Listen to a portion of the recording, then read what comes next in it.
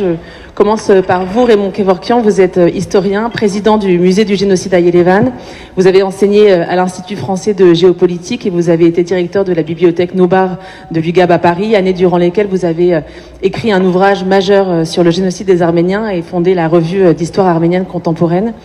Ma première question est comment expliquer un peu, pour remettre quelques éléments de contexte, comment expliquer la volonté génocidaire du gouvernement jeune turc en 1915 dans quel contexte est-ce que la politique d'anéantissement des Arméniens, et avec eux les Grecs pontiques et les Assyriens, intervient-elle et à quels enjeux à la fois politiques et géopolitiques l'entreprise génocidaire répond-elle? Une vaste question. En 5 minutes. Il y a un péché originel au départ. C'est l'absence de punition des criminels après la Première Guerre mondiale. Et de ce point de vue, les puissances de l'entente qui ont gagné la guerre se sont peut-être mordus les doigts après coup, mais ils ont fait une grave erreur. Et je pense que la racine de ce que nous vivons aujourd'hui est immédiatement liée au fait que ces criminels n'ont pas été punis et que finalement la Turquie a gardé ce syndrome génocidaire qui perdure jusqu'à nos jours. Ça me paraît un élément absolument essentiel. La création de la République de Turquie, n'oublions pas que elle repose en fait sur une étroite coopération entre tous les cadres jeunes turcs, on va dire de deuxième niveau, mais qui étaient directement impliqués dans le crime de 1915 et qui ont bâti la Turquie contemporaine. Et aujourd'hui, alors la notion de déni, de négationnisme est insuffisante en fait pour expliquer ce que nous vivons. Ce que nous vivons en fait, c'est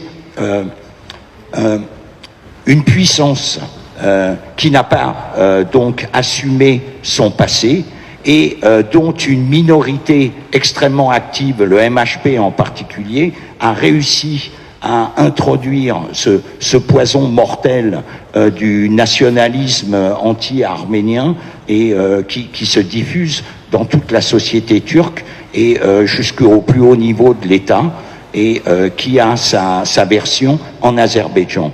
Alors, 2 mots sur l'Azerbaïdjan pour faire le lien. On pourrait croire qu'il n'y a aucun lien entre l'Azerbaïdjan et 1915. C'est tout à fait faux. C'est le comité central jeune turc qui a créé de toutes pièces l'Azerbaïdjan en 1918, qui lui a même donné son nom, puisque l'Azerbaïdjan, on sait très bien, l'Atropatène des Grecs, était sur la rive droite de l'Araxe. Sur la rive gauche, il n'y a jamais eu donc c'est une invention qui avait évidemment vocation le moment venu à aller grignoter sur la rive droite en Iran, ce qui explique d'ailleurs les tensions actuelles. Voilà ce que je voulais un petit peu souligner et qui met un peu en lumière la coopération extrêmement étroite entre la Turquie et l'Azerbaïdjan, la Turquie considérant l'Azerbaïdjan plus ou moins comme sa création et un petit peu son outil au Caucase Sud. Et donc, pour continuer sur ce thème justement de la construction de l'État moderne, on le voit plus de 108 ans après le génocide des Arméniens, le génocide est toujours nié par l'État turc qui, au-delà d'ailleurs d'une simple négation, œuvre, on le voit, de manière active par le biais d'une politique négationniste qui est particulièrement virulente et agressive jusque sur le territoire français d'ailleurs. Est-ce que vous pouvez nous décrire en quelques mots la mise en route du processus de déni et notamment après la guerre avec Mustafa Kemal Atatürk, qu'est-ce que ça nous dit finalement de la construction de l'État moderne turc jusqu'au dictateur Erdogan aujourd'hui? Mustafa Kemal n'était pas directement dans les cadres qui ont mis en œuvre le génocide, mais après la Première Guerre, à la fin de la Première Guerre, lorsqu'il a progressivement pris le pouvoir avec, je le disais, une partie des cadres jeunes turcs, il a très rapidement adopté le discours officiel du déni, de justificationnisme, et ils sont évidemment, il y a un élément absolument central dans cette construction identitaire, c'est la guerre qui donne un environnement parfait pour justifier des déplacements entre guillemets de population, de violences de masse, etc. La racine, elle est là, et depuis depuis les années 1920, il y a une constante. Et si demain M. Erdogan n'est pas réélu, son successeur continuera sur cette même voie.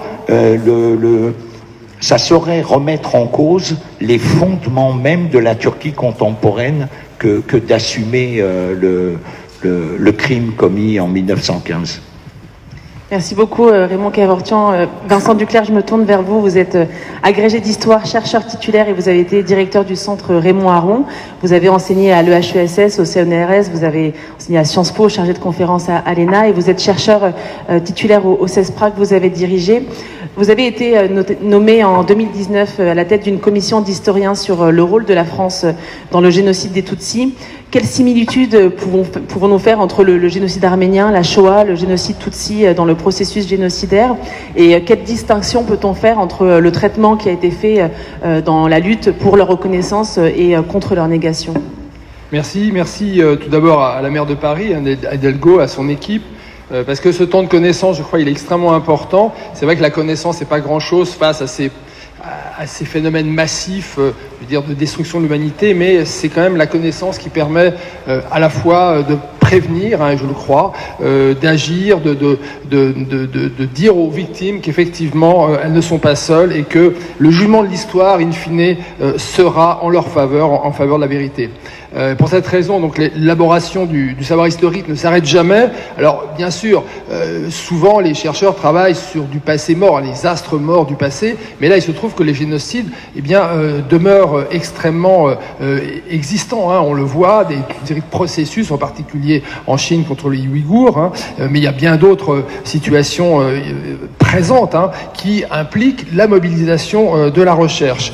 Et donc, cette mobilisation de la recherche, elle doit s'amplifier, elle doit se renforcer. Et donc, pour revenir vraiment à votre question, si l'on prend, et vous allez voir effectivement ma brève démonstration, si l'on prend les phases paroxysmiques des génocides, parce que souvent on se dit, voilà, on dit génocide de 1915, mais au fond le génocide de 1915 n'a existé que parce qu'il a été préparé méthodiquement par toute une série de processus qui aboutissent à ce que, entre 1915 et 1917, on soit capable d'éliminer plus d'1,5 million d'Arméniens, je veux dire, dans une forme d'impunité qui, c'est vrai, a été favorisée par le cas de la Première Guerre mondiale. Mais quand même, donc, c'est toute la préparation qui est importante. Mais on aurait souvent, à la phase paroxysmique, donc, des Arméniens, pour les Juifs d'Europe, mi-41, donc fin 1944, et pour les Tutsis, eh bien, les 3 mois du 7 avril au 4 juillet 1994. Mais si on élargit, justement, si on décide de travailler les génocides dans la longue durée, là, on se rend compte que, finalement, ces phases paroxysmiques qui sont difficilement comparables, hein, bien que, finalement, je veux dire, le génocide des Juifs d'Europe cumule, au fond, ce qu'ont vécu les Arméniens, extermination par le transfert de population, cumule aussi ce qu'ont vécu les Tutsis, c'est-à-dire massacre des voisins hein, dans différents pays, la Roumanie en particulier, les États baltes. Mais quand même, on voit bien la spécificité indépassable si on s'en tient à la phase paroxysmique. Mais si on commence à élargir donc en amont et en aval, on se rend compte que là, finalement, les génocides sont tout à fait comparables et que le rapprochement des génocides permet d'avancer énormément dans leur connaissance et donc dans leur prévention, car c'est effectivement l'enjeu majeur, c'est la prévention. Donc vous avez compris que, au fond, ce que nous, chercheurs, on souhaite faire pour justement aussi répondre à des questions comme les vôtres, qui sont des questions que les sociétés se posent, c'est effectivement de travailler la longue durée des génocides, parce que sans longue durée, on ne comprend pas ce qu'est un génocide. Vous avez également publié en octobre 2020 une tribune intitulée « L'Europe, la France et les Arméniens, une histoire qui nous oblige ». Est-ce que vous diriez que la guerre en Artsakh de 2020, que l'invasion par l'Azerbaïdjan de l'Arménie et que le blocus aujourd'hui du corridor de la Chine constituent une étape nouvelle dans la volonté génocidaire de 1915 ?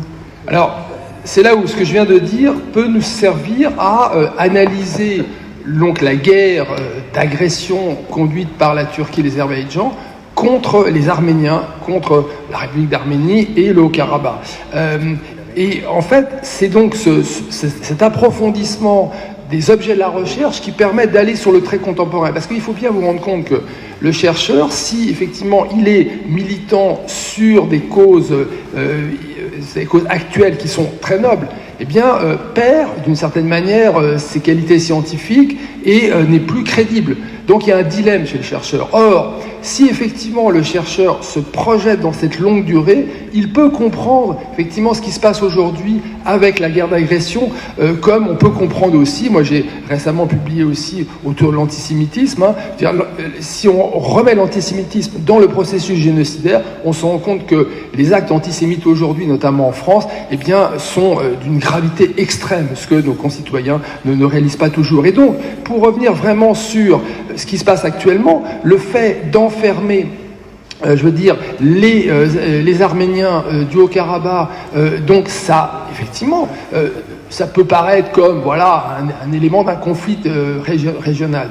Mais ça peut être aussi la volonté d'enfermer, de faire mourir de faim, de soif, de désespoir, comme on l'a vu dans les ghettos, comme on l'a vu, les ghettos, et notamment les villes assiégées du génocide des Arméniens, les ghettos de l'Europe de l'Est dans le cadre de la Shoah, la situation, par exemple, des Tutsis dans les églises. Donc on voit effectivement que des faits qui peuvent paraître comme finalement assez classiques dans les conflits, dès lors qu'on a cette connaissance de la longue durée, on peut mieux comprendre effectivement ce qui se passe actuellement et on peut se dire que effectivement l'un des processus c'est d'éliminer les Arméniens du Haut-Karabakh par finalement la mort, par la faim, par la soif, ce qui a été l'idée logique des moyens de la destruction, en particulier des Juifs d'Europe, mais de toutes les victimes du génocide.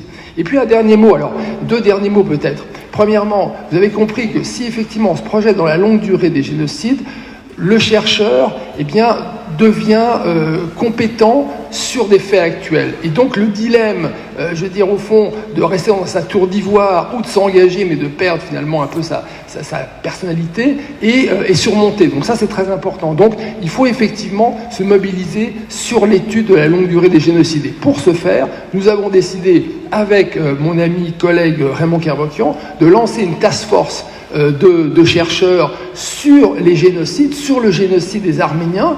On l'annonce ici, j'ai déjà fait l'annonce donc à Lyon donc samedi, où on a eu une très très très importante rencontre, et je remercie les organisateurs, et bien donc de mobiliser des chercheurs sur la longue durée, et ce travail sur la longue durée permet de s'articuler, permet d'agir sur le plus présent. Et encore une fois, parce qu'on est toujours confronté dans les discussions avec les collègues sur l'extrême prudence des collègues qui veulent rester dans leur tour d'ivoire et qui considèrent que dès qu'on s'engage dans des conflits, dans des situations comme celle effectivement de la guerre contre les Arméniens, on va corrompre son savoir. Mais il faut se dire quelque chose d'extrêmement important, c'est que cette tour d'ivoire, le jour où nos sociétés démocratiques, et rappelons que les sociétés démocratiques, elles se luttent aussi en Turquie, en Azerbaïdjan, en Russie. Attention, il ne faut pas enfermer précisément les Russes dans l'État poutinien. C'est très important de soutenir, comme on l'a vu aussi en Iran,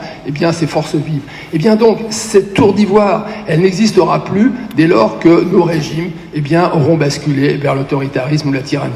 Donc, il y a aussi une sorte de motif supplémentaire philosophique et politique de s'engager pour la connaissance et pour l'action face effectivement à la guerre contre les Arméniens en Arménie et au Karabakh.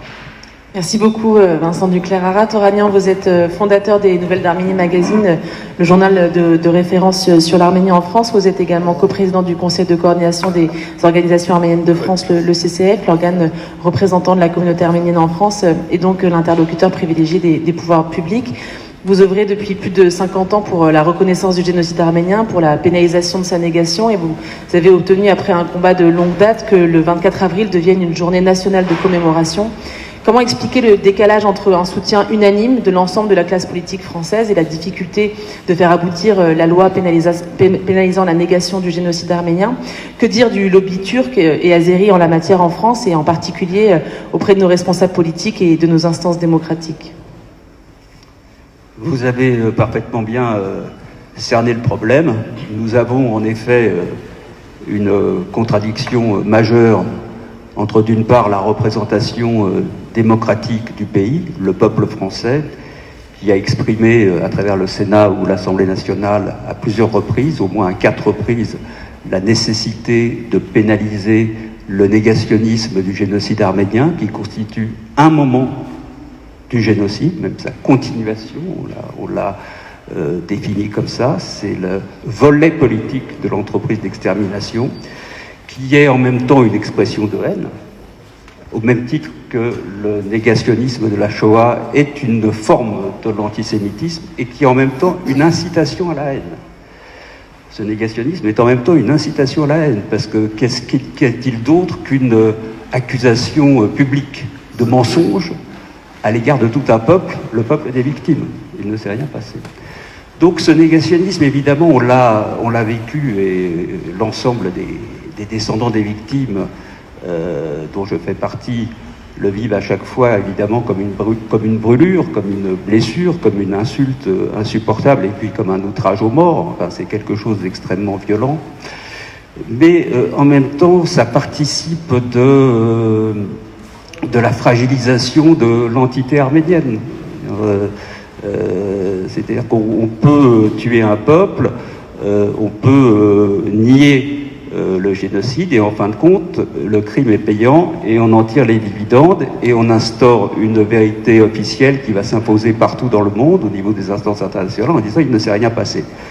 C'est ce à quoi nous avons été confrontés, ma génération, à une époque où l'Arménie, l'État arménien n'existait pas, où nous étions très seuls avec le monde associatif pour essayer de faire entendre une autre voix qui était celle de la vérité et de la justice, tout simplement, et on a mené en effet une bataille pour la reconnaissance du génocide et pour la pénalisation du négationnisme. Et là, on a été confronté en effet à deux phénomènes. Premièrement, une écoute des politiques qu'il a bien sûr fallu forger. Ça n'a pas été automatique, mais on a mené avec le monde associatif arménien un travail de conviction, un travail de pédagogie, et puis avec l'aide évidemment de la connaissance, des historiens. Enfin, je me souviens des premiers livres d'Yves Ternon, de Jean-Marie Carzou, et puis maintenant on ne cite plus, parce que effectivement toute la classe des historiens, cette catégorie du savoir s'est emparée heureusement du système et a fini par imposer la vérité. Mais en effet, on est aussi confronté à des lobbies, on est confronté surtout à un État turc qui est structurellement négationniste et qui s'inscrit dans la continuité du génocide de 1915, parce que, en effet, il en tire les bénéfices, en effet, il s'est structuré autour de ce négationnisme, il s'est aussi structuré d'une manière extrêmement violente, par ailleurs, dans l'oppression des minorités. C'est-à-dire qu'une fois qu'on en a terminé, comme vous le savez, avec les Arméniens, avec les Assyro-Chaldéens, avec les Grecs, ben, ça a été le tour des Kurdes. Et puis ensuite, il y a eu Chypre.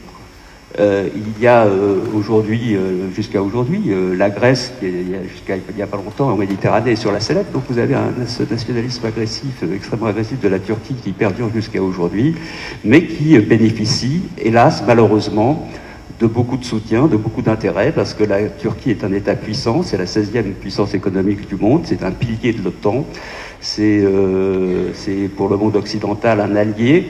Pour le monde slave et pour la Russie, c'est un enjeu à convoiter. C'est quelque chose qu'on essaye d'attirer dans ses filets. Et la Turquie a joué parfaitement bien depuis 100 ans sur ces contradictions, en essayant de se faire courtiser et par les uns et par les autres, et ainsi de bénéficier d'une impunité totale pour l'ensemble de ces crimes. C'est pour ça que nous, fils des victimes du génocide, 50 ans après, on s'est retrouvés encore insultés par le négationnisme. On n'existait pas. Les Arméniens, c'était Charles Aznavour, point final. Et malheureusement, ces mécanismes, qui sont des mécanismes extrêmement, qui sont des mécanismes racistes, hein, tout simplement, des mécanismes impérialistes et des mécanismes criminels, continuent à être à l'œuvre aujourd'hui contre le peu qu'il reste de vivants de la nation arménienne dans la région. Et évidemment, ça nous interpelle en tant qu'Arméniens, en tant que citoyens français, en tant qu'être humain doté d'une conscience politique. Il nous semblait normal que, dès lors qu'on considère que le négationnisme est un délit en France pour la Shoah, et puis maintenant également pour le génocide des Tutsis et d'autres génocides, c'était la moindre des choses qu'il le soit également pour les Arméniens, d'autant plus qu'en ce qui nous concerne, ce n'est pas simplement l'œuvre de quelques illuminés ou fantaisistes ou criminels, mais également l'action réfléchie, stratégique d'un État qui est l'État turc et qui bénéficie de relais jusqu'en France à travers notamment les tentatives d'organisation de son émigration au service de l'AKP et d'un ultranationalisme turc. Moi, je suis navré de constater que les dernières élections turques en France, malheureusement, une partie de l'immigration turque, je ne veux pas la stigmatiser elle, parce que c'est pas le problème, mais ça dit bien quels sont quand même les mécanismes idéologiques, à un moment donné, comment on fabrique la pensée, à voter pour Erdogan, Donc on est confronté à un vrai problème. Alors, c'est vrai que on a été autant de l'extrême droite à l'extrême gauche, en passant par tout le centre, l'ensemble de la classe politique est pour la reconnaissance du génocide et pour la pénalisation du négationnisme du génocide arménien, autant on a été bloqué au niveau du Conseil constitutionnel où on nous a opposé de pseudo-arguments juridiques. Donc je ne vais pas rentrer dans le débat aujourd'hui, mais je dis simplement que quand, pour reprendre une autre phrase, une autre formule bien célèbre, quand il y a une volonté, on trouve un chemin, et là il y avait une volonté en effet de faire barrage à cette pénalisation, et on a essayé de trouver un chemin juridique. Je vous rappelle qu'à chaque fois que la France a essayé d'avancer sur la question de la reconnaissance du génocide arménien, on a été au bord de la rupture des relations diplomatiques avec la Turquie, à chaque fois. Donc il y a des enjeux, il y a aussi des lobbies qui sont des lobbies industriels, commerciaux, liés à notre économie, et la Turquie sait très bien jouer sur ces leviers-là pour essayer de faire entendre sa mauvaise cause et de faire valoir sa mauvaise cause en France. Donc on l'a vu quand le Conseil constitutionnel a censuré, on a bien vu qui était à l'œuvre. On se souvient notamment que c'est une entreprise qui s'appelle AXA qui avait mobilisé à l'époque les députés pour essayer d'obtenir la saisine du Conseil constitutionnel par un nombre suffisant de députés. C'est AXA qui a organisé les choses, donc ça en dit très très long. Et puis, ils ont eu... à l'époque, c'était Jean-Louis Debré qui était quand la loi Boyer a été censurée, c'était Jean-Louis Debré qui était président du Conseil constitutionnel. C'était le maire d'Évreux où il y a une très très forte communauté turque. Ce n'est pas une raison. Donc, on a aussi beaucoup d'élus qui sont élus dans les circonscriptions où il y a des fortes communautés turques ou autres, et qui sont quand même qui sont sur des principes et qui transigent pas là-dessus. Bon, c'est peut-être pas le cas de Jean-Louis Debré qui a été extrêmement hostile et qui a, je ne vais pas revenir là-dessus, tout le monde est au courant. Et puis on nous a inventé pour des arguments juridiques pour justifier la pénalisation en disant le génocide arménien n'ayant pas été condamné par un tribunal pénal international, eh bien, il n'y a pas de base juridique pour condamner le négationnisme, parce que ce serait là une atteinte à la liberté d'expression. Donc, c'est un argument qui a bien sûr des contre-arguments, que je ne vais pas développer ici, mais enfin, je vous renvoie aux travaux notamment du grand professeur de droit public Thomas Hoffmann sur le sujet.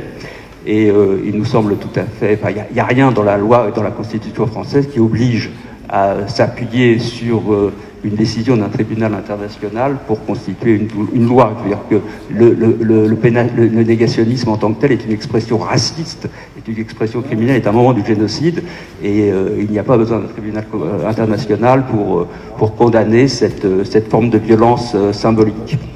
Voilà, donc maintenant, la communauté et les Français d'origine arménienne sont confrontés à de tels problèmes par rapport à l'existence de l'Arménie aussi, et par rapport à la question du Haut-Karabakh, quand on voit que cette population et ce pays est encore en danger 100 ans après, que le processus, le risque est en train de se renouveler, évidemment, ça a un peu mis au deuxième plan la question de la pénalisation du négationnisme, mais la question demeure.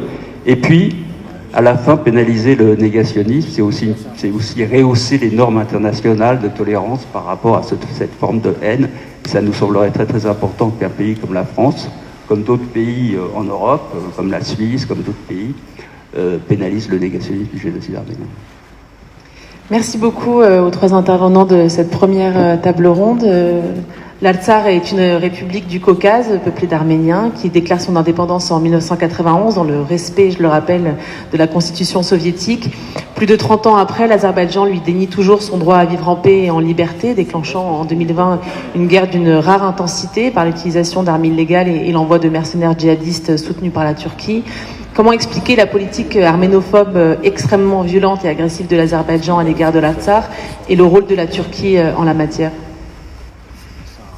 La politique arménophobe de l'Azerbaïdjan s'explique, en fait, répond à deux exigences. Premièrement, tout à l'heure, Arutyon Gevorkyan l'a souligné, c'est une création artificielle, à la fois au niveau étatique, mais au niveau national aussi.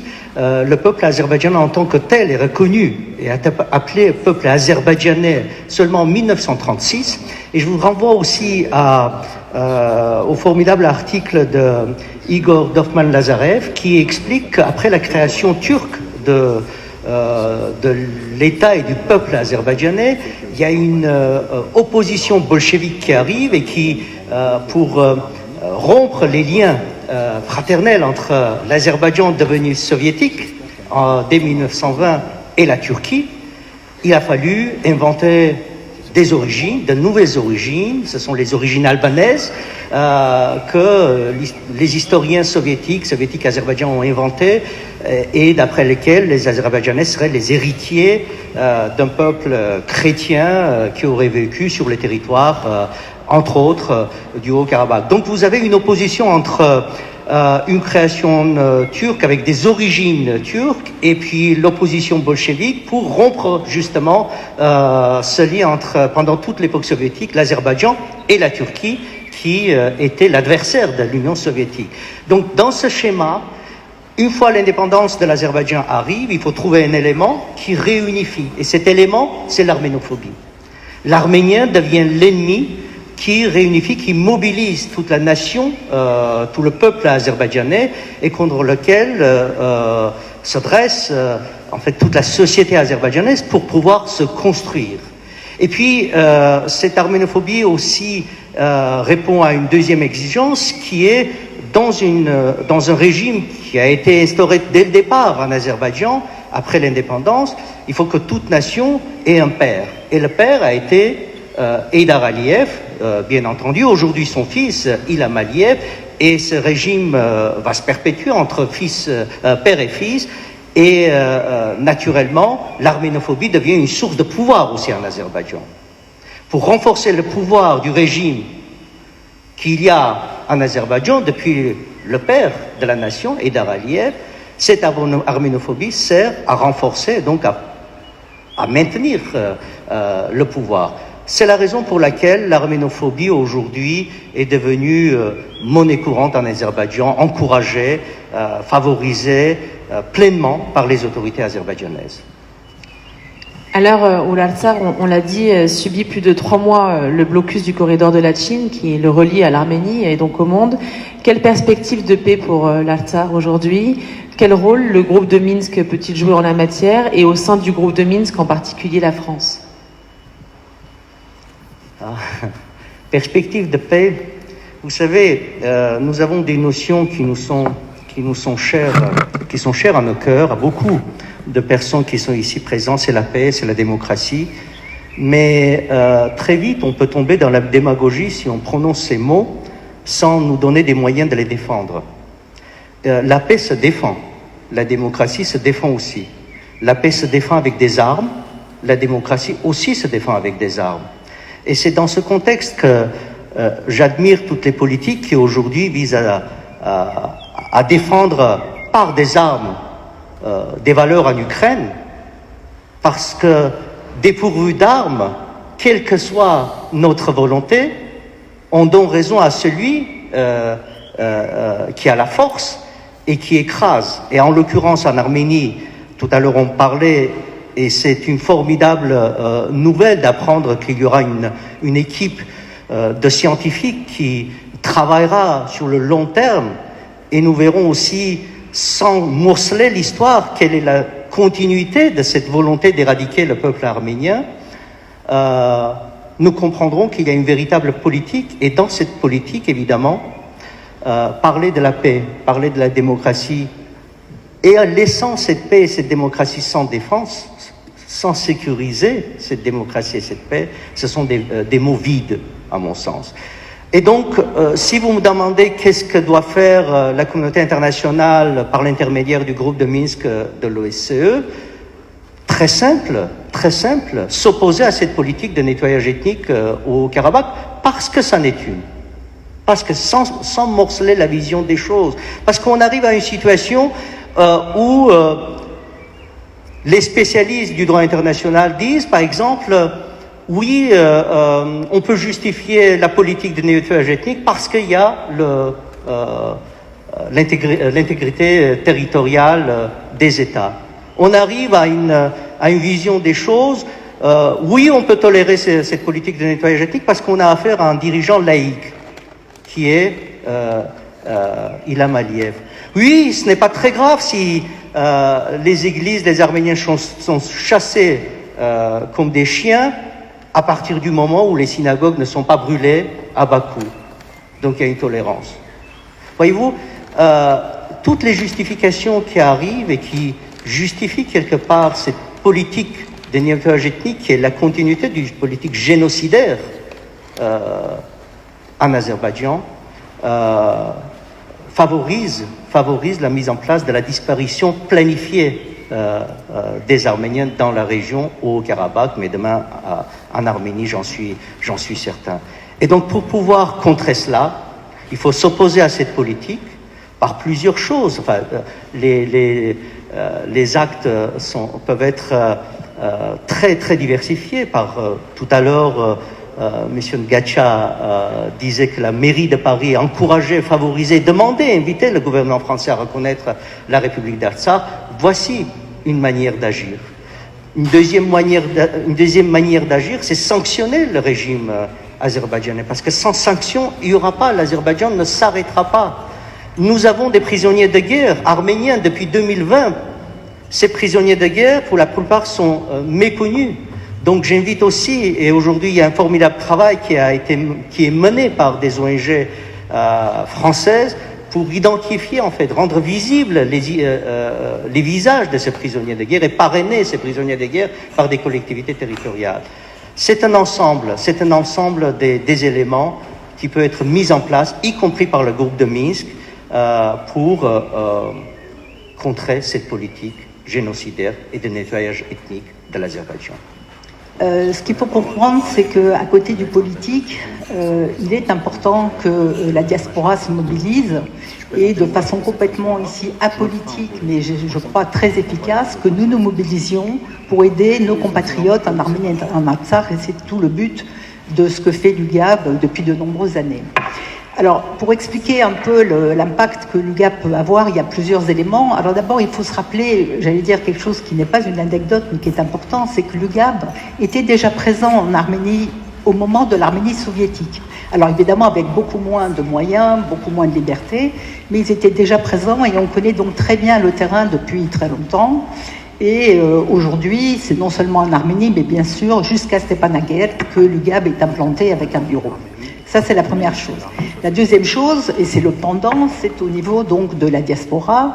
Vous le savez, donc ça fait plus de 100 ans que l'UGAB existe et l'UGAB est présente dans 40 pays. Ça veut dire une force de frappe, une population, des jeunes, des moins jeunes, qui travaillent autour de l'UGAB. Alors en diaspora d'abord pour soutenir les écoles, les centres culturels, mais aussi avec une forte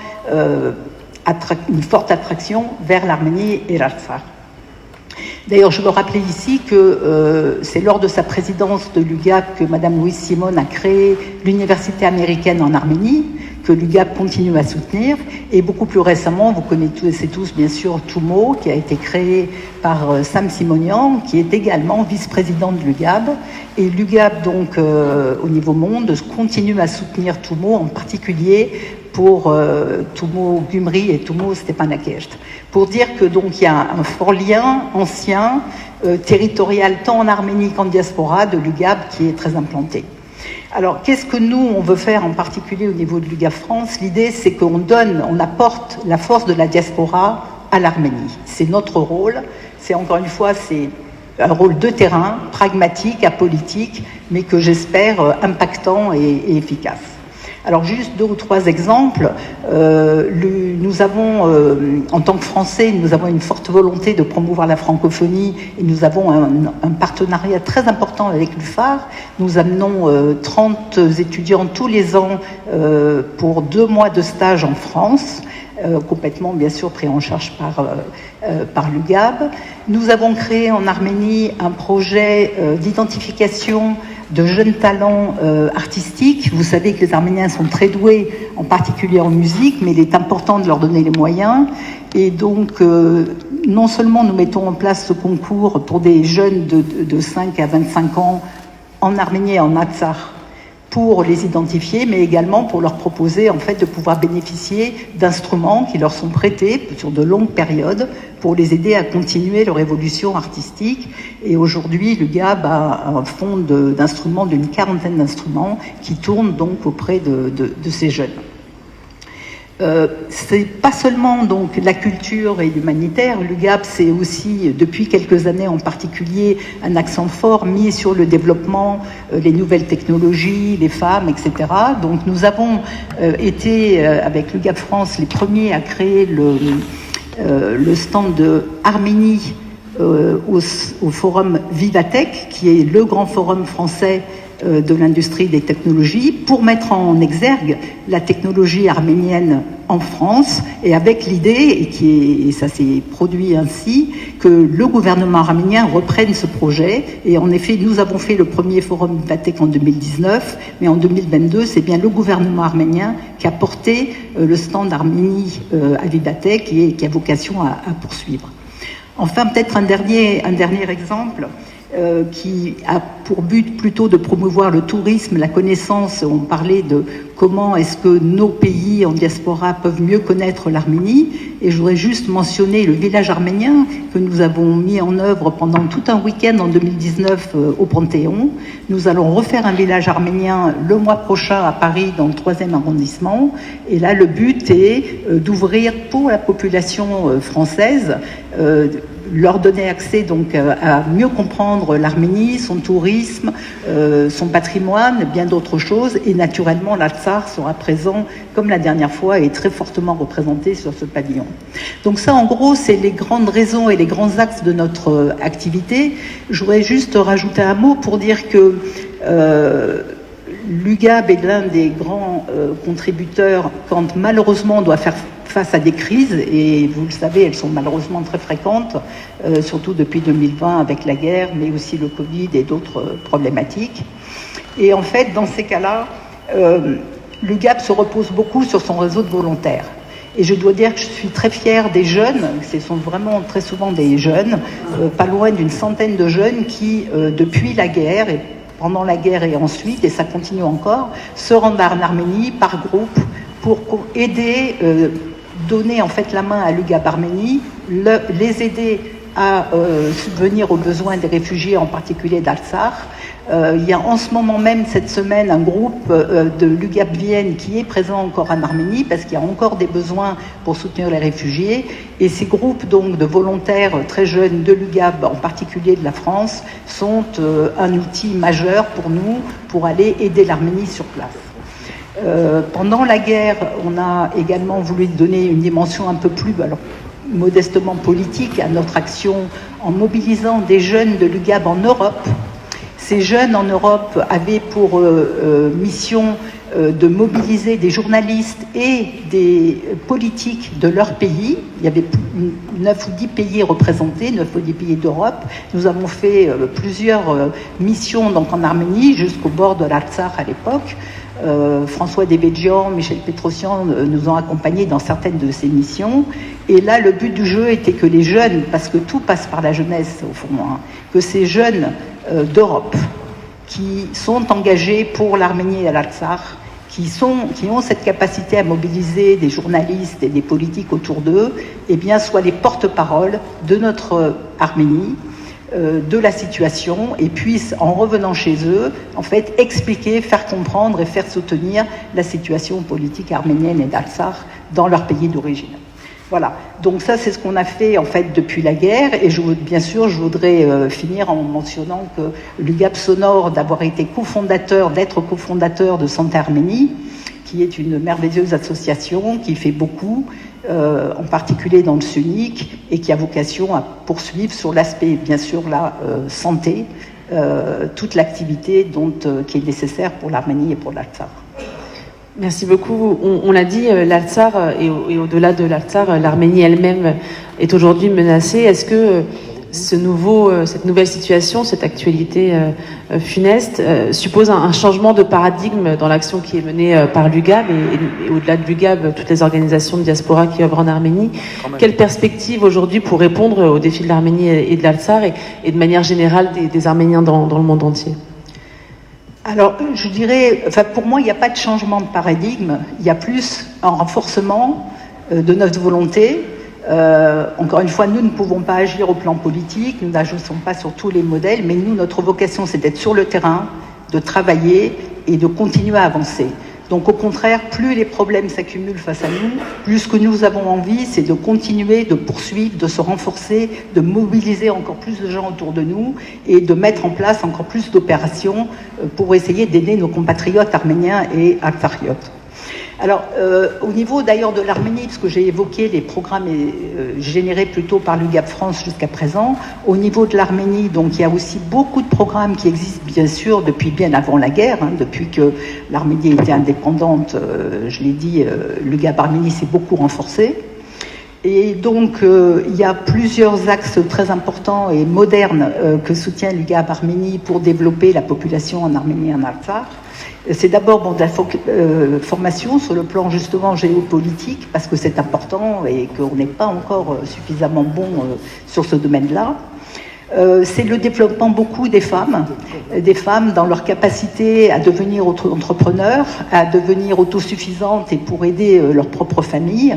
Donc il y a près de 200 femmes qui ont été formées entre l'Arménie et l'Artsakh, beaucoup des femmes d'origine rurale, et à qui l'UGAB propose en fait des formations complètes sur l'ensemble de tous les métiers qu'il faut connaître pour pouvoir devenir donc autosuffisant et créer devenir auto-entrepreneur en somme. Un autre programme, c'est bien sûr le renforcement des communautés en général, parce que ce qu'on veut, c'est essayer de aider les communautés rurales à se préparer en cas de crise, et donc ne serait-ce qu'en mettant en place des formations aux gestes d'urgence et à certaines réactions qu'il faut avoir dans les cas de crise, ça aide les populations rurales à être plus efficaces. Et enfin, je l'ai déjà un peu évoqué, Santé Arménie est très présente dans le SUNIC avec de nombreux programmes très très impactants qui se font bien sûr en étroite collaboration avec les autorités locales et les partenaires locaux également de la société civile. Et donc avec ces opérations-là, on est, je crois, très efficace et on essaye d'être protéiforme dans notre impact et nos programmes. Je voudrais juste, avant de terminer, dire un mot d'abord de Après Arménia. Puisqu'il y a eu quelques annonces ce matin, je voudrais en faire une également. Donc, Après Arménia est un think tank qui a été créé par l'UGAB Monde l'année dernière. Ce think tank, il est indépendant, il est basé en Arménie. Il regroupe donc de nombreux intellectuels et spécialistes avec des experts, et il a pour vocation donc de travailler sur les politiques publiques, d'être un accélérateur de politiques publiques pour donc identifier les priorités, réfléchir au plan d'action et aider le gouvernement arménien à mettre en œuvre des politiques publiques. Je crois que c'est très important et on compte que l'ensemble de la diaspora participe à ce beau programme. Et enfin, je voudrais terminer en parlant quand même des partenariats. Ça a été un des grands sujets que j'ai voulu mettre en place à l'UGAP France quand je suis arrivée, c'est-à-dire pas seulement travailler seul, parce qu'on le sait tous, on est plus fort quand on est ensemble. Et il était, je pense, important de resserrer les liens de l'UGAP France en particulier et l'UGAP Europe avec les institutions politiques avec les collectivités locales et territoriales. C'est ce qu'on a essayé de faire. Alors bien sûr, je dois donner un coup de chapeau à ces collectivités qui déjà, pour beaucoup, avaient et ont toujours des relations avec l'Arménie et aussi avec l'Artsakh pour certaines. Mais voilà, le GAB a voulu s'inscrire dans ces projets-là, contribuer par sa capacité à apporter son réseau, son expertise, son expérience, amener de nouveaux programmes et de nouveaux projets. Et c'est ce que nous faisons maintenant au quotidien. Je voudrais encore une fois donc saluer tous nos partenaires des collectivités locales qui nous soutiennent depuis, pour certains, très très très longtemps. Et encore une fois, j'étais en Artsakh avec Ovanes il n'y a pas si longtemps. Et vraiment, on voit combien les collectivités françaises sont formidables. Et je voudrais terminer mon propos en remerciant la mairie de Paris, Madame la maire de Paris, Arnaud qui nous soutient, et Arnaud Gatcha qui nous soutient, encore récemment donc pour Santé Arménie. Merci à vous pour votre soutien. On est forcément plus fort avec vous, nous avons besoin de vous, mais sachez que nous sommes complètement déterminés au plan, donc sur le terrain, pour continuer à agir et à mettre en œuvre des programmes qui, j'espère, aident nos compatriotes d'Arménie et d'Artsakh. Je pense que le projet Panturc est un projet dans lequel s'inscrit pleinement l'Azerbaïdjan sous la direction de la Turquie. Rappelons que le panturquisme a présidé au lancement du génocide des Arméniens de 1915. Le but de la Turquie en 1915, mais également aujourd'hui, c'est de construire un empire panturc. Parce que la Turquie a toujours l'ambition de peser fortement dans le monde. Et cette ambition existe évidemment depuis toujours, depuis l'Empire ottoman, qui en est un des exemples les plus frappants culturellement pour la Turquie, dominer le monde, se renforcer, éliminer les minorités, éliminer les différences. Ça a été le projet historique de la Turquie. Et ce projet a été intensifié par Erdogan, qui a eu le temps, puisqu'il est arrivé au pouvoir en 2003, ça fait 20 ans, et que l'objectif d'Erdogan, je ne sais pas aujourd'hui s'il l'atteindra, c'est d'être réélu le 14 mai pour être le président qui a succédé à Mustafa Kemal 100 ans après. C'est d'être le symbole de la Turquie moderne, puisqu'il aura été 20 ans président et qu'il aura été réélu en 2023. Je ne suis pas aussi sûr aujourd'hui que ce projet aboutira, mais on a encore le temps, on n'est pas au bout de notre surprise, effectivement, avec Erdogan. Et évidemment, toute la stratégie d'Erdogan pendant 20 ans, puisqu'il avait prévu d'être présent sur une longue durée, c'est de continuer à renforcer la Turquie dans le monde et de peser là où le pouvoir est important. Donc évidemment, le pouvoir politique en Europe, puisque la Turquie avait l'ambition d'intégrer l'Union européenne, elle a toujours l'ambition d'intégrer l'Union européenne, donc de peser en Europe, de construire politiquement les communautés, d'être présent au sein de l'islam dans les différentes communautés. Et l'exemple le plus frappant, mes amis, c'est qu'aujourd'hui, la Turquie dirige l'islam de France. Le secrétaire général du Conseil français du culte musulman est le secrétaire général du Miligorus. Le Miligorus, c'est l'organisation qui est en charge de créer le pont entre Ankara et l'islam en diaspora. Un des présidents précédents du Conseil français du culte musulman était un soldat d'Erdogan. Il l'avait lui-même indiqué sur son compte Twitter. Donc aujourd'hui, l'islam en France est un instrument, les mosquées radicales, les imams radicaux, les écoles ultra-communautaristes. Erdogan a construit sa puissance. On parle de la France, c'est le sujet qu'on connaît le mieux, mais l'Allemagne, mais la Belgique, les Pays-Bas, les pays du Nord, mais pas que. L'influence politique d'Erdogan en Europe, mais l'influence économique en Afrique, l'influence militaire dans la mer Égée, la menace contre la Grèce en permanence. Et oui, le but, c'est d'être encore plus puissant, d'être encore plus ultranationaliste et donc d'être encore plus ultra-arménien. Et le plan d'Erdogan et d'Aliyev aujourd'hui, c'est de tuer l'Arménie. Et quand je dis l'Arménie, je parle de l'Artsakh aussi. C'est de tuer l'Arménie et l'Artsakh. Mais de tuer. C'est la raison pour laquelle, depuis la guerre de 2020, on a changé un peu de paradigme. C'est-à-dire que les déclarations ne suffisent plus. Pendant la guerre de 2020, pendant 44 jours, on a soutenu l'Artsakh, l'Arménie, les Arméniens de toutes nos forces.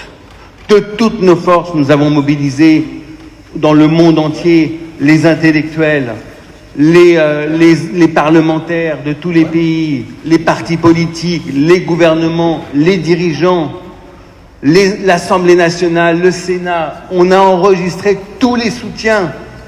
On a obtenu de la part du Sénat, de la France et de nombreuses personnalités de villes, la ville de Paris en premier, de départements, de régions, des marques de soutien. Aujourd'hui, ça ne suffit plus. Aujourd'hui, il faut des actes. Aujourd'hui, on est au bord du précipice. Ara écrivait au début de l'année, est-ce que l'Arménie existera encore à la fin de l'année?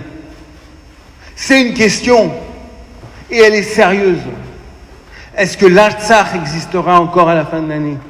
Est-ce que l'Arménie existera encore jusqu'à la fin de l'année? L'audace, la provocation pan-turque va jusqu'à exercer un blocus depuis 135 jours, 4 mois et demi. Rien ne sort, rien ne passe. Rien ne sort, rien ne rentre. Les Arméniens d'Artsakh sont lâchés aujourd'hui par la communauté internationale, y compris par l'OSCE, y compris par le groupe de Minsk de l'OSCE, qui est censé faire régner la paix dans la région. Et aujourd'hui, on va me dire que le monde est incapable de déverrouiller ce blocus assassin. Ah ben non, ce n'est pas possible. Alors le 23 janvier, nous avions demandé au président de la République qui nous avait reçus, nous avions proposé avec Ara Toranian au nom du CCAF de mettre en place une caravane humanitaire le 23 janvier. C'était donc il y a 3 mois. On n'était pas dans cette urgence-là. Une caravane humanitaire pour emmener des médicaments et des vivres en Artsakh, pour qu'il y ait une centaine de camions avec le drapeau de la France encadrés par des autorités militaires françaises pour se diriger vers le couloir de la Chine et rentrer en Artsakh. L'idée a été jugée intéressante par le président qui a même dit « j'achète ». 3 mois après, force est de constater que personne ne bouge, personne n'agit. C'est non-assistance à peuple en danger. Nous demandons à la France officiellement qu'elle reconnaisse la République du Haut-Karabakh comme étant une république indépendante.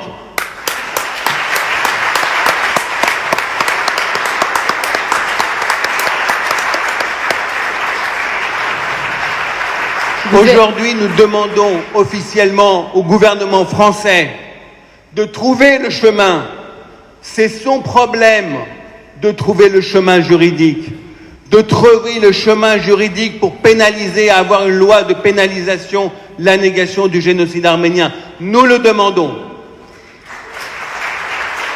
Merci Mourad. Vous êtes... Aujourd'hui, nous demandons officiellement au gouvernement français de mettre en place une caravane humanitaire vers l'Artsakh pour emmener des vivres et des médicaments, pour que les enfants puissent être soignés, pour que les habitants puissent se nourrir, pour que la vie puisse reprendre. Nous le demandons ici tous ensemble. Merci beaucoup. Une dernière question, Mourad, rapidement, puisque vous êtes aussi homme de médias. Pour beaucoup de Français, malheureusement, l'Artsakh est souvent méconnu. L'Arménie est malheureusement pour beaucoup souvent difficile à situer sur une carte. et ils sont malheureusement les parents pauvres des médias français. Comment expliquer la couverture médiatique à minima faible de la presse, voire parfois erronée ou manipulée? Et en quoi ce qui se passe en Arménie et en Artsakh concerne la France et constitue une menace réelle sur notre territoire, comme on a vu par exemple pendant la guerre de 2020 certaines communautés françaises d'origine turque descendre dans les rues à Dessine, par exemple, et menacer directement des Français d'origine arménienne? Oui, parce qu'on a été trop tolérant, parce qu'en réalité, la Turquie pense qu'elle peut faire sa loi en France. La Turquie pense effectivement qu'elle peut librement, instrumentaliser les communautés au mépris de toutes les lois de la République. Aujourd'hui, la Turquie et l'Azerbaïdjan testent la communauté internationale. Ils voient que la communauté internationale ne bouge pas, donc on va passer à l'étape suivante. Sur la question de la loi de pénalisation, je profite de la présence de Jonathan Arfi, président du CRIF ici. Merci Jonathan d'être parmi nous aujourd'hui, pour dire que la loi Guesso de 1990, qui pénalise la négation de la Shoah, qui interdit aux négationnistes de la Shoah en France de faire leur sale besogne, a été une loi extrêmement utile. Elle a été salutaire dans la lutte contre l'antisémitisme. Nous l'avons soutenue de toutes nos forces et nous considérons que les mêmes causes produisant les mêmes effets, il y a nécessité aujourd'hui, effectivement, de mettre en place cette politique anti-négationnisme par la mise en place d'un arsenal juridique. Sur la question des médias, donc je vais peut-être quitter 2 secondes, tu m'excuseras, Ara, mon costume de président du CCF pour peut-être parler plus de la mécanique des médias. En réalité, les sociétés médiatiques, les médias, en fait, sont à la course de l'audimat. En réalité, ça n'excuse rien, mais la réalité est là. Et donc, ayant fait de multiples études sur leur audience, leur auditorat, leur lectorat, voilà, ils savent quels sont les sujets qui sont porteurs et les sujets qui ne sont pas porteurs. Ils considèrent que l'Arménie c'est loin, l'Artsakh c'est loin. Je n'excuse rien, j'explique. L'Arménie c'est loin, l'Artsakh c'est loin, et que la plupart des Français ne savent pas mettre l'Arménie ou l'Artsakh sur une carte, et donc ils considèrent que ça n'intéresse pas. Ils ont tort en réalité. Ils ont tort en réalité parce que justement la présence de la communauté des Français d'origine arménienne, la présence massive, fait que tous les Français ont des amis arméniens. Et que, effectivement, depuis la guerre de 2020, moi je le vois autour de nous, eh bien, il y a un vrai intérêt. Je l'ai même vu lorsque le livre est paru, le régime Erdogan, une menace pour la France, de quelle manière les échos que j'ai eus ont été extrêmement importants. Les Français s'intéressent à ce qui se passe en Arménie, en Artsakh, grâce à la diaspora française. Et donc c'est faux, en fait, le postulat sur lequel partent les sociétés médiatiques est faux. Non seulement l'audience de ces médias s'intéresse à ce qui se passe en Arménie et en Artsakh grâce à la communauté des Français d'origine arménienne, mais en fait, il faut continuer à sensibiliser, il faut continuer à bien connaître les dirigeants des médias, effectivement, pour leur expliquer l'importance du sujet. Mais je vais dire, c'est même pas le problème. C'est même pas le problème aujourd'hui. Nous, ça nous touche parce que, effectivement, nos sujets sont insuffisamment médiatisés. Mais aujourd'hui, les yeux dans les yeux, on doit pouvoir regarder les dirigeants français et leur dire, oui, nous savons effectivement que vous avez une sensibilité qui est plutôt en faveur de la justice, de la démocratie, de la liberté, et que vous reconnaissez dans le peuple arménien, dans l'Arménie, dans l'Artsakh, les structures démocratiques dans cette région qui est entourée d'États totalitaires, dictatoriaux et autocratiques. Et donc, sauver l'Arménie, c'est sauver la démocratie, c'est sauver les valeurs de l'Occident et de l'Europe. C'est ça qu'il faut leur dire. Et aujourd'hui, alors je profite de ce moment, parce que je sais qu'on est dans une maison amie, qui est la maison de toutes les Parisiennes et de tous les Parisiens, qui est dirigée aujourd'hui par Anne Hidalgo, une mère amie, qui arrive d'ailleurs, pour faire une proposition. J'étais en train de vous faire une proposition, mais elle se contextualise, donc je ne vais pas refaire mon propos. La proposition que je vous fais, c'est que vous preniez, vous, en tant que maire de Paris, le leadership mondial des maires et des dirigeants de collectivités locales et territoriales pour commencer à mettre en place à partir de dans 15 jours ou 3 semaines une caravane humanitaire mondiale en direction de l'Artsakh avec des dizaines et des dizaines de camions, avec le drapeau de Paris, avec des vivres et des médicaments pour aller aider concrètement le peuple de l'Artsakh. Vous êtes, Madame, le symbole de cette action qui peut être menée. Je sais que vous le ferez. Je sais que vous êtes capable de le faire. Je sais que vous avez le courage et l'audace de le faire parce que vous avez rencontré le président du Karabakh à plusieurs reprises, et à Goris et à Paris. Je sais que vous avez cette force-là de le faire, vous avez cette réputation. Je sais que vous allez accepter cette proposition parce qu'entre nous, on ne se refuse rien. Merci en tout cas. Merci Mourad. Merci aux 3 intervenantes et intervenants pour cette deuxième table ronde. Votre carrière de diplomate est riche. Vous avez notamment été conseillère auprès du ministre des Affaires étrangères Edouard Nalbandian, puis représentante de l'Arménie auprès de l'Office des Nations Unies à Genève et des organisations internationales de Suisse, et vous êtes ambassadrice depuis 2018. Nous avons évoqué dans la première table ronde le génocide arménien et sa négation, puis la volonté de l'Azerbaïdjan de faire disparaître l'Artsakh. La nouvelle cible de l'Azerbaïdjan, soutenue par la Turquie, est aujourd'hui affirmée sans détour, c'est l'Arménie. Quelques mois après les attaques violentes sur le sol arménien et l'invasion azérie qui a violé l'intégrité territoriale de l'Arménie, éclairez-nous sur la situation actuelle. Merci beaucoup, Anouche. Je suis ravie de partager cette 3e table ronde avec Arnaud Ngatia et Frédéric Ancel. Mais je voulais tout d'abord remercier Madame la maire Sheran Hidalgo de votre accueil de cet événement qui s'était posé au fil des années comme l'événement le plus fort, l'un des plus forts de la commémoration du génocide arménien en France. Un très grand merci, Sheran. Bien sûr, je salue aussi les coprésidents du CCAF. Je salue Ovanes Gevorkian, le représentant de l'Artsakh. Je salue la présence parmi nous de l'ambassadeur de Chypre, cher Georges, le président du CRIF, et bien sûr de l'ambassadeur Henri Cuny, l'ancien ambassadeur de France en Arménie, et tous nos amis, Monseigneur, bien sûr, le cher pasteur. Donc, chers amis, ravis de vous retrouver aujourd'hui, ce matin, à l'Hôtel de Ville, dans cette salle merveilleuse. Cher Anouche, c'est vrai que cette 3e table ronde, elle est dédiée à l'Arménie. Mais je pense qu'il y a un lien extrêmement fort entre les 3 tables rondes. Parce qu'aujourd'hui, on ne peut pas parler de l'Arménie si on ne parle pas du génocide arménien et si on ne parle pas de l'Artsakh. Je crois que c'est Albert Camus qui disait « Mal nommer les choses, c'est ajouter le malheur au monde. Ne pas nommer les choses, c'est nier notre humanité. » Et je pense que je prie les scientifiques de bien vouloir m'excuser peut-être pour quelques approximations scientifiques. Je ne suis pas historien, mais je pense que dès le départ, pour l'Arménie, les choses ont commencé en nommant mal les choses, d'abord en niant les choses, parce que quand même le peuple arménien pendant 50 ans, plus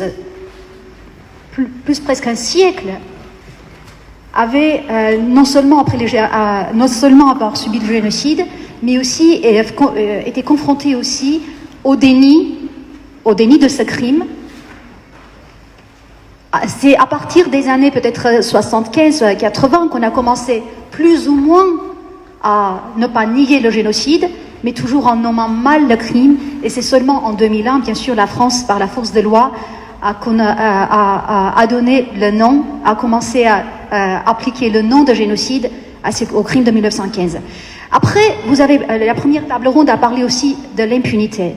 Moi, je suis persuadée que le lien entre le crime de 1915 et ce qui se passe aujourd'hui en Artsakh et ce qui se passe aujourd'hui en Arménie est extrêmement lié. Parce que nous faisons face aujourd'hui à 2 États qui ont dans leur gène les impulsions génocidaires, 2 États, et ça a été rappelé par les historiens aussi, dont dans les fondements il y a l'arménophobie, il y a cette haine raciale, il y a le déni du génocide. Raymond Gevorkian l'a rappelé encore que l'Azerbaïdjan était une création de la Turquie, artificielle, créée de toutes pièces. Et je pense que eux-mêmes aussi, ils se revendiquent d'être les deux États de la même nation.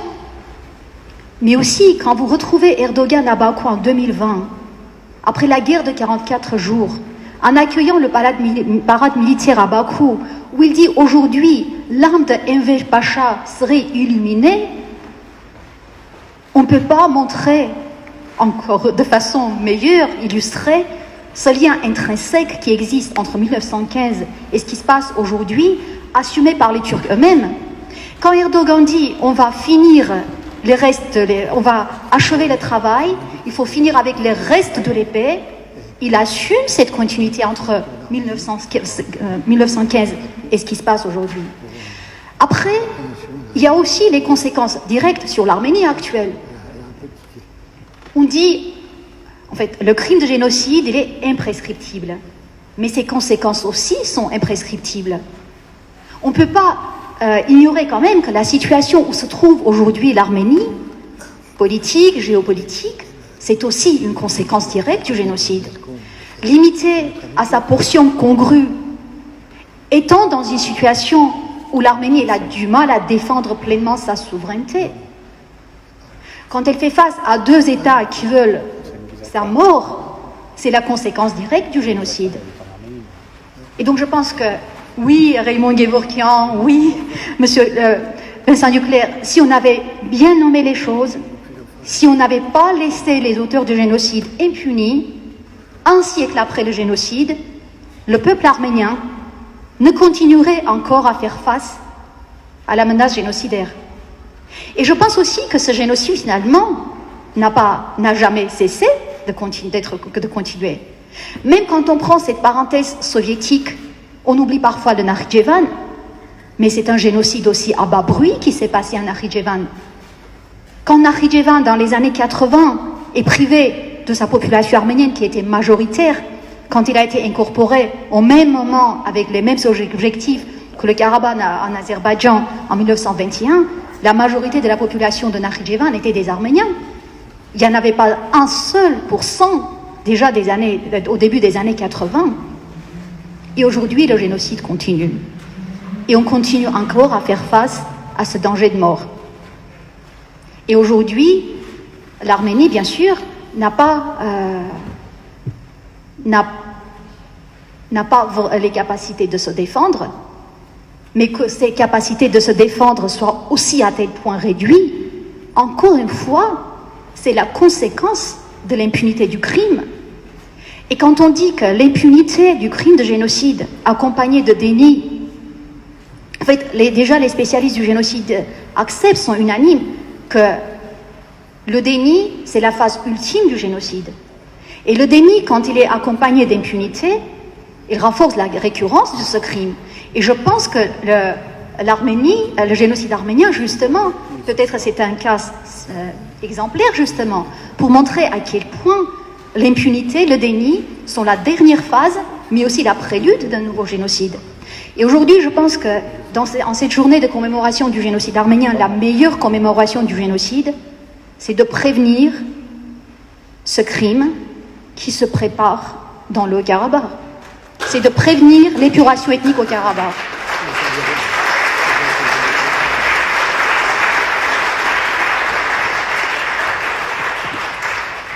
On met des fleurs, on apporte des gerbes pour commémorer 1,5 million, la mémoire d'1,5 million de victimes du génocide arménien. Je pense qu'aujourd'hui, il faut qu'on fasse tout pour qu'il n'y ait plus la nécessité d'apporter des fleurs encore pour les 120 000 victimes arméniennes du Haut-Karabakh suite à un second génocide. Parce que ce qui est, je pense, aussi révoltant, c'est que les auteurs sont les mêmes, les objectifs sont les mêmes et les méthodes sont les mêmes. Et si on veut dire plus jamais ça, alors il faut agir.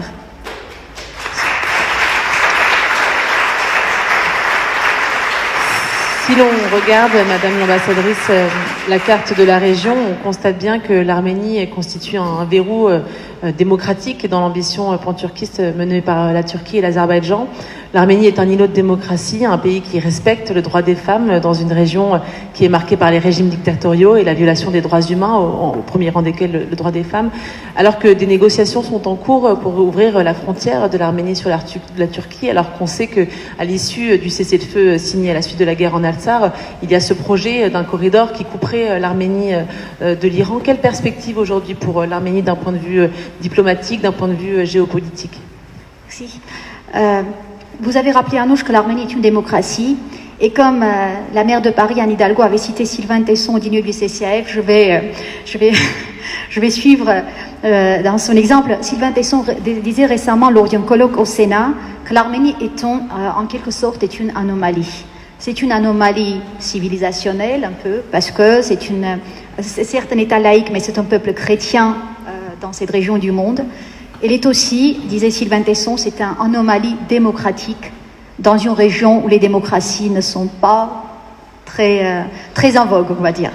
Et donc l'Arménie est 2 ans et demi après la guerre meurtrière du Karabakh, et malgré toutes ces menaces graves existentielles, l'Arménie continue son attachement très fort à la démocratie. Tous les classements internationaux, qui soient en matière des libertés démocratiques, des droits de l'homme, de la liberté d'expression, l'Arménie reste le leader, le champion dans cette région du monde. Et donc, défendre l'Arménie, c'est non seulement défendre une civilisation, c'est aussi défendre sa démocratie. Oui, la situation géopolitique, bien sûr, reste grave, et l'Azerbaïdjan, encore une fois, ne cache même pas son intention. Et je pense on n'a même pas besoin d'être des fins analystes pour analyser, pour comprendre les actions ou les intentions de l'Azerbaïdjan. Il le dit aussi clairement. Quand Aliyev dit on va chasser les Arméniens comme des chiens, quand il dit de toute façon on va avoir cette continuité territoriale avec le Nakhitchevan, donc avec la Turquie, si c'est pas par la voie pacifique, alors ça sera par la voie de la force. Quand il continue à grignoter le territoire arménien, et ce qui se passe d'ailleurs depuis 2021, c'est pas seulement le Karabakh, mais aussi les attaques régulières aussi sur le sol souverain de l'Arménie dans ses frontières internationalement reconnues. Quand Aliyev dit Yerevan, et ça il disait d'ailleurs il y a quelques années, Yerevan, c'est la prise de Yerevan, donc de la capitale de l'Arménie, c'est son objectif stratégique, que la plupart du territoire de l'Arménie actuelle, ce sont des terres ancestrales azerbaïdjanaises. Je pense qu'il faut écouter attentivement les autocrates. Quand on ne les écoute pas, on paie. Après, je pense le président de l'Azerbaïdjan, il est aussi... c'est une méthode qui lui donne raison. Il fait des déclarations extrêmement outrageuses. Ça nous paraît tellement impossible qu'on pense que c'est pour usage interne. Après, il procède à l'action, et c'est toujours par étapes. C'est par consolidant ses positions. Et si on prend aussi même l'exemple du corridor de Lachin, il y a 132 jours, il ferme le corridor de Lachin sous prétexte des mouvements écologistes. Personne n'est dupe. Personne n'achète, parce qu'on sait très bien qu'en Azerbaïdjan, de toute façon, il n'y a déjà pas de société civile. À notre connaissance, il n'y a jamais eu des revendications écologistes. Donc c'est un faux prétexte, bien sûr. Mais maintenant, il passe à visage découvert. Depuis 132 jours, maintenant, c'est pas aujourd'hui, c'est pas depuis hier qu'il bloque le corridor de Lachin, mais là, cette fois-ci, il fait officiellement. Donc, une fois qu'on intègre déjà l'idée que le corridor ne fonctionnera pas, il est fermé, il n'a plus besoin de se cacher derrière les revendications écologistes, et donc il procède à l'action. Et je pense, et j'ai peur aussi que dans la plupart, dans nos idées, on intègre déjà ce scénario funeste, mais alors on accepte que la raison du plus fort est la meilleure et la seule. Donc aujourd'hui, encore une fois, comme l'Arménie elle-même, fragilisée dans la situation actuelle, n'a pas les capacités de se défendre, ce qu'on souhaiterait, ce qu'on attendrait, ce qu'on apprécierait chez nos amis, c'est de nous défendre là où nous-mêmes, on a du mal à nous défendre. Je vous remercie. Merci beaucoup, Nouche, Madame l'ambassadrice, Frédéric, Mesdames et Messieurs, Madame la maire. C'est jamais simple de parler devant la maire de Paris de l'engagement qu'on mène pour elle. Mais avant de répondre à votre question, chère Anouche, je dirais que quand la maire de Paris m'a confié mes responsabilités, j'ai eu un coup de fil de mon prédécesseur. Et mon prédécesseur m'a dit, Arnaud, il y a une cause qui est très importante pour la maire de Paris. Et dès que tu arriveras, il faudra que tu passes un coup de fil aux représentants de ce pays, et c'était l'Arménie. Et mon prédécesseur était Patrick Klugman, et il me dit plonge-toi dans l'histoire de ce peuple, parce que pour la maire de Paris, c'est essentiel le soutien que nous lui apportons. Et quand je suis arrivé, évidemment, j'ai écouté les conseils de Patrick, et donc je ne connaissais mal ce qu'était l'Arménie, ce qu'était son peuple, son histoire, et j'ai appris. Et la mère m'a éduqué aussi à tout cet engagement, à toute cette histoire. J'ai eu la chance d'avoir une voisine au Conseil de Paris. Le hasard a voulu que je sois, je ne sais pas si c'est le hasard, mais en tout cas, Anouche Toragnan. Et voilà. Et en fin de compte, l'engagement de la ville de Paris repose vraiment, je le dis sans aucune forme de flagornerie, sur l'engagement politique de la maire de Paris, qui est un engagement depuis longtemps. Et comme tout ce qu'elle fait, quand elle le fait à 100%. Je l'ai vu, je le vois sur l'Arménie, évidemment, mais on le voit sur l'Ukraine. On le voit aussi, dernièrement nous étions au Rwanda, et on voit bien que derrière tous ces grands engagements diplomatiques de la maire de Paris, il y a ce qui nous tient tous à cœur, c'est-à-dire la défense aussi d'une certaine forme d'idée de ce qu'est l'engagement pour un homme politique de défendre l'humanité, de se dresser contre les barbaries, de s'insurger contre les injustices. Et je voudrais la remercier de pouvoir porter en son nom cet engagement, notamment pour l'Arménie.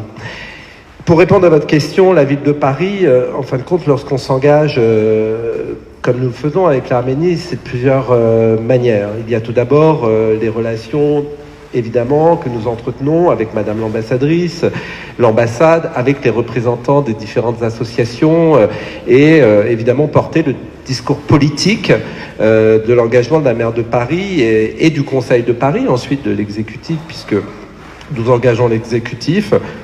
Et ça se traduit politiquement par un certain nombre d'actions très très fortes que la maire de Paris. Je vous remercie, monsieur le coprésident, de m'avoir mis un nouvel engagement politique très fort que nous aurons apporté, puisque j'ai vu que la maire de Paris a opiné du chef. Donc quand elle opine du chef, c'est qu'elle est d'accord. Et donc il y a donc les engagements qu'elle demande ensuite, que je porte en tant qu'adjoint politiquement au Conseil de Paris pour obtenir un vote. Et je tiens à saluer, je pense que Madame la maire sera d'accord avec moi, que généralement c'est à l'unanimité, enfin presque, sauf parfois le groupe Changer Paris, mais en règle générale, ces engagements se font à l'unanimité des groupes en faveur de l'Arménie. Et donc il y a cet engagement politique que nous portons, que je porte au nom de la maire au sein du Conseil de Paris. Il y a les déplacements, évidemment, sur le terrain, parce que c'est important. Dès 2015, la maire de Paris accompagnait le président François Hollande lors du centenaire du génocide arménien. Elle a depuis fait de nombreux voyages en Arménie. Je l'ai moi-même accompagnée il y a un an. Nous étions à la frontière du Haut-Karabakh.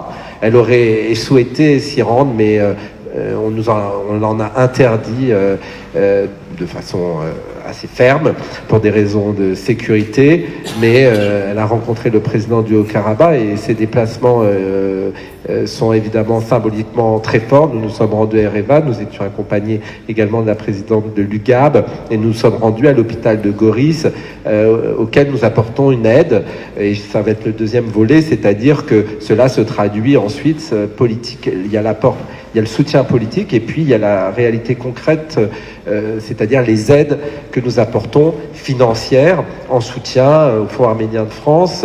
Nous l'avons fait à Santé Arménie dans le cadre de notre aide dans le Haut-Karabakh. Et donc cela est le volet, on va dire, politique et de soutien global. Je terminerai évidemment par les reconnaissances qui ont été importantes. Madame l'ambassadrice, vous faisiez état que j'ai pris mes fonctions dans un contexte évidemment très dramatique.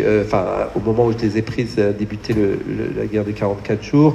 Nous nous sommes beaucoup parlé avec l'ambassadrice, évidemment, à ce moment-là, avec les associations, pour coordonner l'engagement politique de la maire de Paris lors de cette guerre.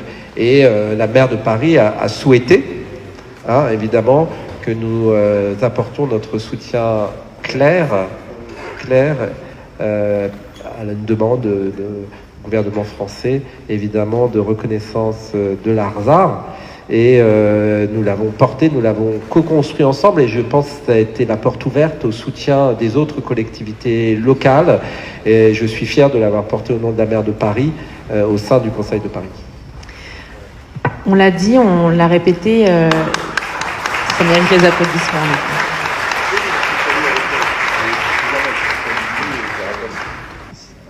Merci beaucoup. Merci, cher Jean-Yves, pour ta confiance. Merci, Madame le maire. Merci à toi, merci à vous, parce que je ne suis pas un grand spécialiste de la question. Je vais quand même, puisque maintenant j'ai le micro, en général, quand je lâche plus. Donc je vais quand même essayer de partager avec vous quelques points qui me semblent très importants d'un point de vue strictement géopolitique, encore que une petite introduction sous le contrôle de mon éminent collègue et ami Vincent Duclercq. L'entrave aux conditions permettant la vie, l'existence d'une population, c'est quand même constitutif d'un génocide. Et je me demande dans quelle mesure ce qui est en train de se produire aujourd'hui au Karabakh ne commence pas à correspondre à cela. Je parle encore une fois sous contrôle. Et je le dis je pose la question avec d'autant plus de force que j'ai toujours combattu et détesté les prétendus géopoliticiens qui faisaient de la réalpolitique comme Monsieur Jourdain faisait de la prose. Je pense que ce n'est pas parce que on doit constater et étudier, analyser très objectivement les réalités géopolitiques qu'on doit s'en satisfaire. Et je ne me satisfais pas du sort des Arméniens aujourd'hui. C'est la raison pour laquelle, en tant que géopolitologue, évidemment, j'ai accepté immédiatement d'intervenir. Alors, je voudrais vous dire que l'Arménie bénéficie d'un privilège assez exceptionnel, sinon exceptionnel. En préparant ce petit laïus, j'ai fait tourner mon globe terrestre, comme je le fais depuis maintenant 30 ans d'enseignement, et je crois pouvoir affirmer que c'est pratiquement le seul État au monde, ou la seule population, donc l'Arménie plus l'Artsakh, a bénéficié de ce très triste privilège, c'est-à-dire la conjonction d'une double situation extraordinairement difficile. La première, c'est la solitude stratégique. Vous savez, en géopolitique, la solitude stratégique, c'est pas très très bon, entre parenthèses, on le voit aujourd'hui avec l'Ukraine. Alors, on le saura, je le répète pour la millième fois, elle n'est pas dans l'OTAN. Oui, et il ne participe d'ailleurs à aucune coalition militaire. La solitude stratégique, c'est quelque chose qui, lorsqu'on fait face à des États non seulement adversaires, ennemis, mais irrédentistes, est une véritable plaie. Et je crois pouvoir affirmer de ce point de vue-là que c'est encore pire que si l'Arménie n'avait jamais signé un accord de défense avec la Russie. Parce qu'il n'y a pas pire ami ou allié que celui qui, en réalité, en temps de crise ou en temps de guerre, s'avère déficient. Et c'est exactement ce qui s'est passé en 2020 et c'est ce qui continue de se produire aujourd'hui. Le deuxième point de cette première situation, me semble-t-il tragique, c'est la tenaille entre deux États, donc je le disais, dont l'un des deux en tout cas, est ouvertement irrédentiste et révisionniste du point de vue géopolitique. Donc il cherche, vous connaissez le terme, à réviser les traités ou en tout cas des situations, des événements, à modifier des événements historiques, géopolitiques dont il considère comme faisant aujourd'hui sa faiblesse ou en tout cas son absence de force. Bon, c'est évidemment le cas avec l'Azerbaïdjan. Je me demande dans quelle mesure c'est pas aussi le cas avec la Turquie. Ça a été c'était dit. Donc vous voyez, ce ne sont pas seulement des adversaires classiques, traditionnels, après tout les relations internationales depuis la nuit des temps, relisez Thucydide, sont faits d'adversité. C'est pas fondamentalement le problème, c'est pas très nouveau. Là, on a quelque chose de nouveau. Le troisième point, c'est celui qui concerne l'absence géographique de tout allié potentiel. On peut très bien faire face à des adversaires ou à des ennemis mortels, mais enfin, si on dispose d'un véritable allié géographiquement assez proche et assez puissant pour vous aider en temps de crise, ça peut permettre d'équilibrer les choses. À part la République islamique d'Iran, je vois pas, et encore, il s'agit d'une coopération davantage que d'une alliance, et de toute façon c'est un État qui, je n'entre pas dans les débats concernant les sanctions et la moralité de ces sanctions ou pas, mais en tout cas c'est un État qui aujourd'hui de toute façon lui-même se trouve très étranglé, au moins économiquement, par les sanctions internationales et, entre nous soit dit, par la corruption et l'impéritie de ses propres dirigeants. N'empêche que tout cela ne correspond pas, malheureusement, à une chance particulière pour l'Arménie, encore que, j'y reviendrai, je conclurai, c'est promis d'un mot avec ça, le fameux corridor qu'on appelle souvent le corridor de Maigri, ou le Zanguezour, sur l'Araxe, enfin l'ouverture vers l'Iran sur l'Araxe, constitue aujourd'hui certainement l'un des seuls atouts à la fois économique, géographique de l'Arménie. Et tiens donc, que convoitent aujourd'hui les adversaires mortels de l'Arménie, à votre avis? Si je ne me trompe pas, je crois qu'on est sur du 9 km. Hein. Donc là, on est sur de très petits territoires. On l'a vu en 2020, on l'avait vu en 73 pendant la guerre du Kippour, on le voit assez régulièrement dans d'autres conflits. 9, 10, 11, 12 km pour un char conventionnel, vous savez, c'est pas très... Surtout si en face, malheureusement, on dispose de forces limitées, ça prend pas beaucoup de temps, en réalité. Hein.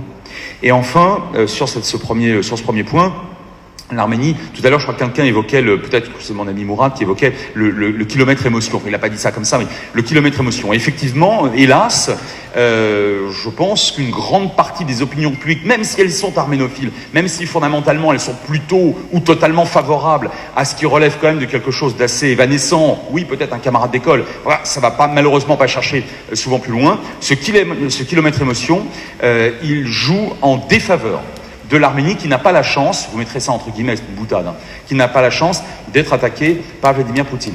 Parce qu'évidemment, aujourd'hui, les Européens ont une peur panique, à juste titre ou pas, à mon avis, à juste titre, peu importe, c'est un autre débat, de l'intervention, de l'agression de l'Ukraine par M. Poutine. Et naturellement, l'outil qui devait naguère empêcher l'URSS d'avancer dans les grandes plaines d'Allemagne et de Pologne, aujourd'hui, cet outil, il est là, il est efficient, il est efficace face à la Russie.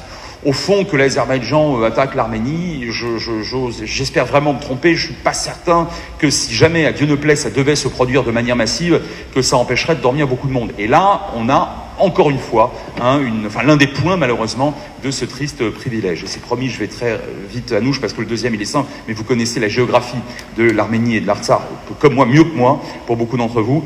L'absence d'accès à la mer, ça, c'est dans le monde actuel, c'est rédhibitoire, l'absence d'accès à la mer. Et là, je rejoins ce qu'a dit Madame l'ambassadrice et un certain nombre d'intervenants. On a là l'un des fruits les plus amers de la destruction de la territorialité arménienne en Anatolie orientale en 1915. Ça, c'est une évidence que tout le monde partagera avec moi. L'absence d'accès à la mer, c'est évidemment le cas aussi pour le Karabakh. L'absence quasi totale de ressources naturelles commercialisables à forte valeur ajoutée. À forte plus-value. L'obsidienne, c'est super, c'est très joli, mais même le tourisme sur la Sévane, tout ça est magnifique. Sauf que vous voyez bien qu'on recherche essentiellement dans le monde contemporain des alliances, ou en tout cas on prête qu'aux riches, à des États qui disposent soit de pétrole, soit de gaz naturel, soit de quantités d'or, de cobalt, de tungstène beaucoup plus importants que ce que recèle pour l'instant cette très belle terre d'Arménie. Et enfin, en face, à l'inverse, vous avez effectivement deux États qui disposent d'une rente géographique assez phénoménale. Alors, l'une des deux est en train de s'épuiser. Le pétrole de Bakou est en train de s'épuiser. C'est pas encore fait. Bon, mais enfin, c'est une question de non plus d'années, non plus de décennies, mais d'années. En revanche, la rente, ce que j'appelle la rente géographique du verrou maritime et terrestre turc, donc qui est effectivement qui constitue un atout intéressant pour la Russie, pour l'Europe et d'autres puissances, peut-être pour la Chine demain, ça, ce n'est pas prêt de disparaître. Et je conclus d'un mot, ça a été très bien dit tout à l'heure, pardon, je ne sais plus par lequel de mes amis qui est intervenu, on n'arrête pas un génocide par la force. On n'arrête pas, on arrête un génocide que par la force. On n'arrête pas un génocide par le soft power. Ça marche pas. C'est un vieux géopolitologue qui vous dit. Ça marche pas. Et on n'arrête pas non plus une agression militaire par le soft power. Je ne dis pas que c'est pas important. L'un n'est pas exclusif de l'autre. On arrête ce type de crime contre l'humanité et ou d'agression étatique par la force. Je pense que, en dépit d'un XXe siècle qui a démontré que les puissances occidentales, que les puissances démocratiques européennes pouvaient parfaitement faillir, les Tchèques et les Polonais en ont un souvenir extraordinairement douloureux quand même. En dépit de cela, je pense que si à terme il devait y avoir alliance protectrice, on peut l'espérer efficace, en tout cas plus dissuasive que ce qui existe aujourd'hui, ce serait à l'Ouest. Et puisque dans ces demi-mots, il me reste un quart de mot, je voudrais vous dire quelque chose que je sais aussi, en tant que géopolitologue de manière générale. Rien n'est jamais perdu. Rien n'est jamais définitif. On a perdu simplement lorsqu'on considère qu'on a perdu. Au fond, la défaite...